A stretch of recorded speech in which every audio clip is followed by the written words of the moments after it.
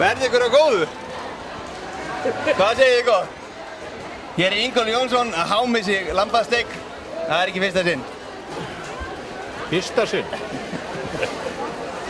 Þetta er 4. dagurinn með lambasteik hjá hún. En Hjörleifur, þú varst afmælisbarn í gær. Já. Varstu 60?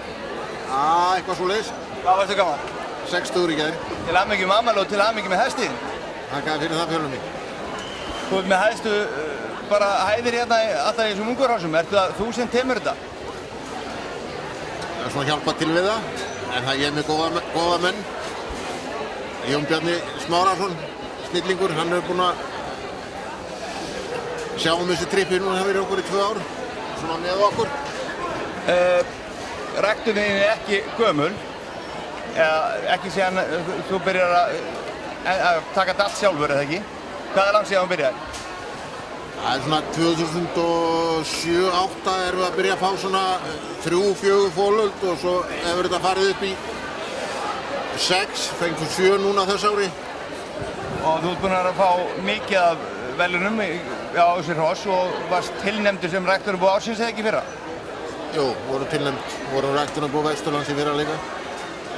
Það er góðar árangur. Já, við erum sátt við okkar hlut. Hvað er svona undirstaðan í ræktunni hjá þér? Halló! Það er svona kjarnin í þessu byggir á bylgju frá Sturlureykjum og út frá henni erum við að rækta mest. Undan hverjum var hún? Bylgja var undan Blæ frá Höfða og Hrafn, hún var undan Hrafni frá Holtsmúla. Ég er að tala nú var ég ruglaðist, ég fór í einu langt. Einni ættu ofar? Já. Hún var undan Hrafni frá Holtsmúla. Og pabbi þinn átti hennan frá Höfða? Nei, pappa átti Bylgju. Ég átti svo Blæ. Þannig að þar kemur þessi gullræktun? Já. Til hamingju með árangurinn. En ef við eitt í lokin, hver er flottasti hestur á þínum mati á mótinu fyrir utan þinn? Það er náttúrulega engin spurning. Komst frá Hofi.